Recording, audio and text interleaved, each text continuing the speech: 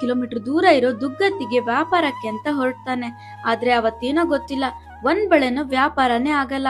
ಇನ್ನೇನ್ ಕತ್ಲಾಯ್ತು ಅಂತ ಅಲ್ಲೇ ದೇವಿ ದೇವಸ್ಥಾನದಲ್ಲಿ ಮಲ್ಗಕ್ಕೆ ಅಂತ ಹೋದಾಗ ಮನ್ಸಲ್ಲಿ ಏನಮ್ಮ ಇವತ್ತು ಒಂದ್ ಬಳೆನು ವ್ಯಾಪಾರನೇ ಆಗಿಲ್ಲ ಅನ್ಕೊಂಡ್ ಮಲ್ಗಿರ್ತಾನೆ. ಅದೇ ರಾತ್ರಿ ತಾಯಿ ದುರ್ಗಮ್ಮ ದೇವಿ ಅವನ್ ಕನ್ಸಲ್ ಬಂದು, ನೀನು ವ್ಯಾಪಾರಕ್ಕೂ ಹೊರಡಕ್ಕಿಂತ ಮುಂಚೆ ನನಗೆ 5 ಬಳೆನ ಸಮರ್ಪಿಸಿ ಆಮೇಲೆ ನೀನು ಹೊರಡು ಅಂತ ಹೇಳ್ತಾಳೆ. ಮರುದಿನ ಅವನು ದೇವ್ರಿಗೆ ಬಳೆನ ಅರ್ಪಿಸಿ ನಂತರ ವ್ಯಾಪಾರಕ್ಕೆ ಹೊರಡ್ತಾನೆ.